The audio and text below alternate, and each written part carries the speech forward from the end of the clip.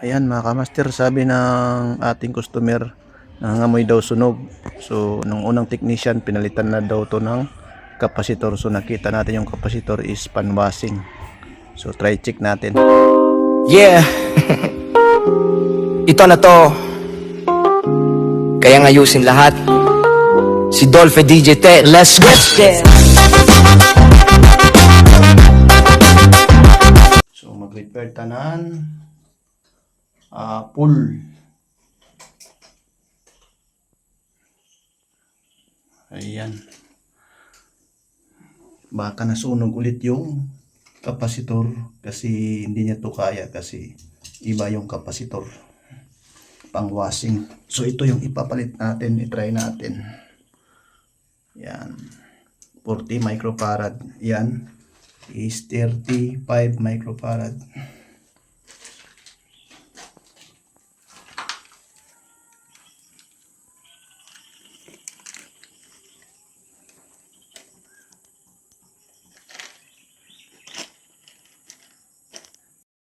Yan mga kamaster, ito yung pinalit doon sa sira pero nasira pa rin daw.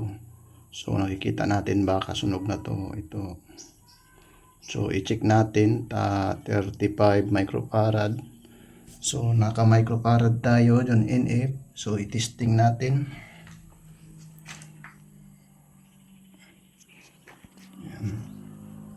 Bago natin ihawakan yung kamay o i-tester dito, i-discharge muna. Baka kasi may kurente na naka-storage. Yan. Then check natin. Yan. Ayan.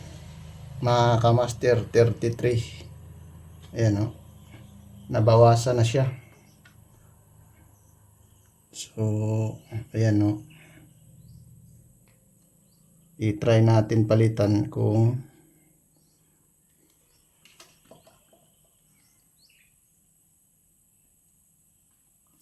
try natin to palitan. Ito. Baka ito yung problema lang. Kasi ito pang ano to. Pang washing.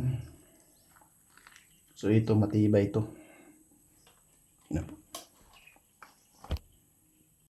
Yan mga kamaster, nagpalit na tayo ng kapasitor.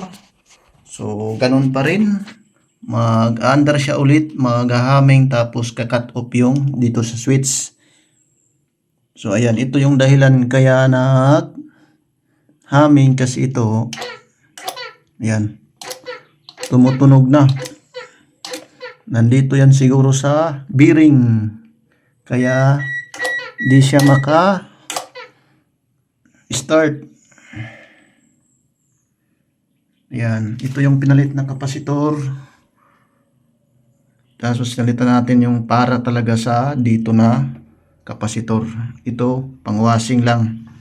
Naka-experience na ko ng ganito. So, nilagay namin, pumutok rin. Hindi niya kaya.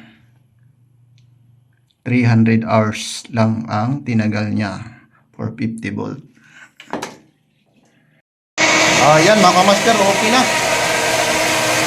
Yan. Nagahaming kanina kasi ito, binalik. Kumano dito, nagbe-break siya. Tapos, kung maalalaman natin, parang bearing din yung problema.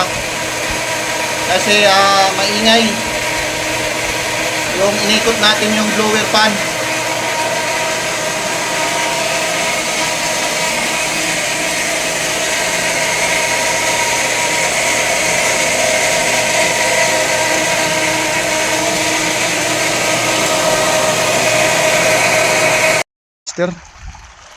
Pinaanda na natin. So ayan oh. Ayan oh, okay na yung full. Ayan, gumagana na.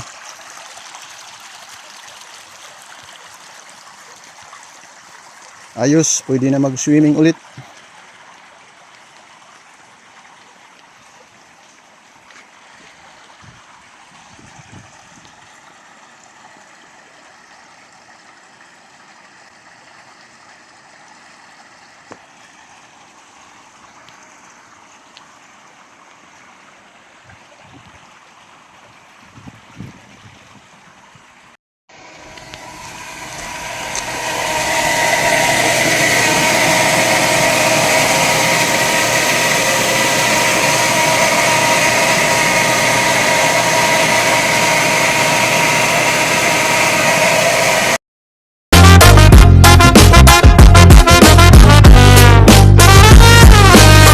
sira ang TV mo, huwag kang magpanik. Si Dolphy DJ Tech Boy, automatic aircon mo